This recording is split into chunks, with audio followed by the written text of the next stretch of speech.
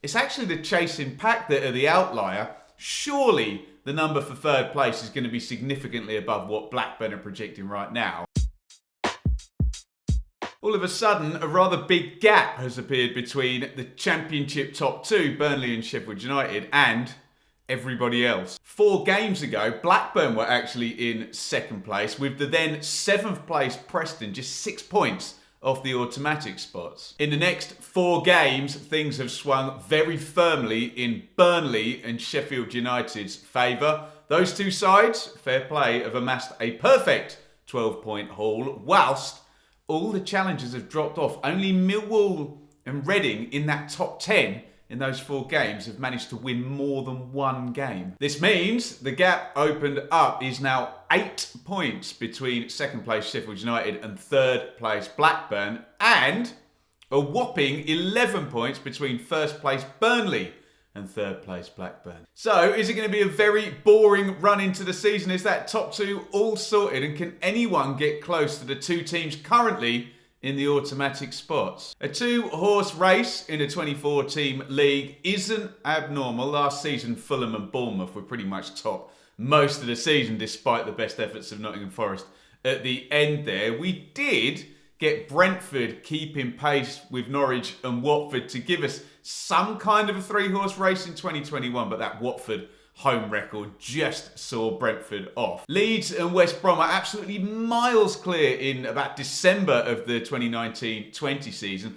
Only a very slow Baggies finish stopped that being a procession. I'd say 2018-19 was a genuine 3-horse race, with Leeds collapsing and Sheffield United's brilliant run-in seeing the switch over there. Again, 17-18, only a Fulham late surge got them close, but Wolves and Cardiff were there for the longest time. I will say no more. Looking at the maths, on average, the magic number seems to be about 86 points to guarantee yourself automatic promotion. 10-year average for second place is 88, and for third place is 84. So if we go in halfway, we reach that 86. The current projections have Burnley way above average, 95.8. Sheffield United, 90.1. The stunning one is Blackburn in third place, the best of the challengers, projecting 74.8, miles behind. What seems pretty clear here is that Burnley and Sheffield United are not the issue, are they? Their numbers look fairly normal. We'd normally expect teams to front load points totals in the first half of the season and come down to what their average is actually going to be in the second. It's actually the chasing pack that are the outlier. Surely the number for third place is going to be significantly above what Blackburn are projecting right now. If not, it will be an absolute procession at the top. It will be done by the middle of April, and then we'll get the most open playoff race in history as a result. My eye test, which is basically a highfalutin way of me saying in my opinion, is telling me that Burnley will either maintain or be close to their points per game for the first half of the season. They just look strong squad-wise, particularly in those creative positions in the front and wide. Sheffield United, I do feel the same way, and if Sander Berger and Iliman and Jai are pretty much fit for 2/3 of the remaining games, you can see them either maintaining or not being far from what they've done in the first half of the season. In terms of who can catch them, look, Blackburn are there on merit, but their numbers are so quirky, it's hard to kind of speak with any authority in terms of a projection.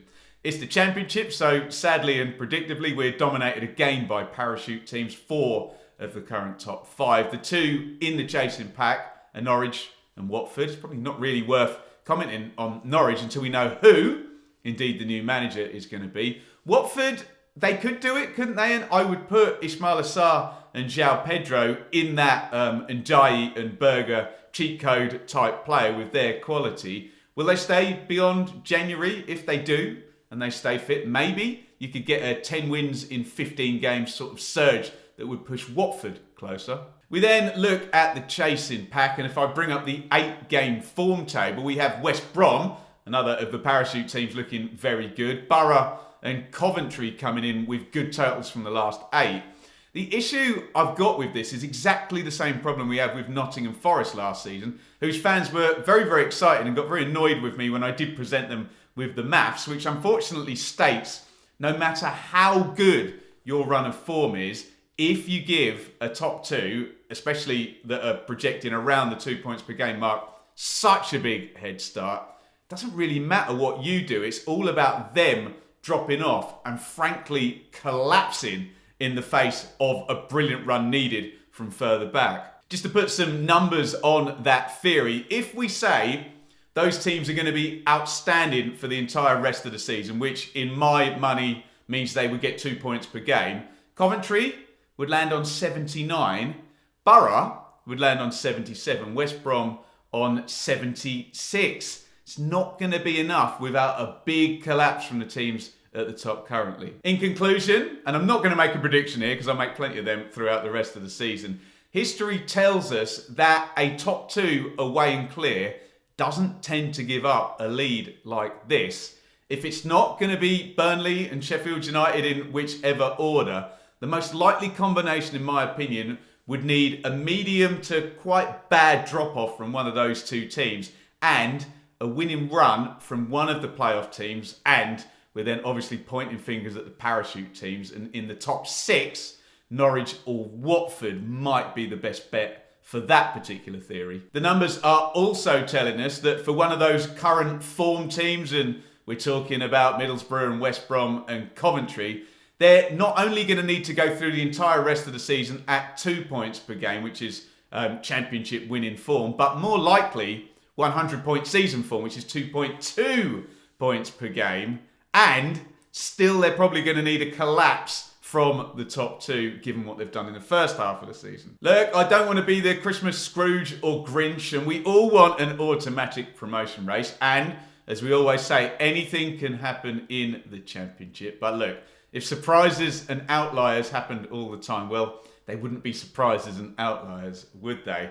If you want to be optimistic about an automatic promotion race, I did mention 2018-19 as the last time maybe a top three was there, and a top two indeed was gunned down as Sheffield United overtook Leeds in the running. Why not click up here and reacquaint yourself with what I would consider the big turning point as the Blades struck a massive blow as Basham arrived at Elland Road in the thick of the run-in.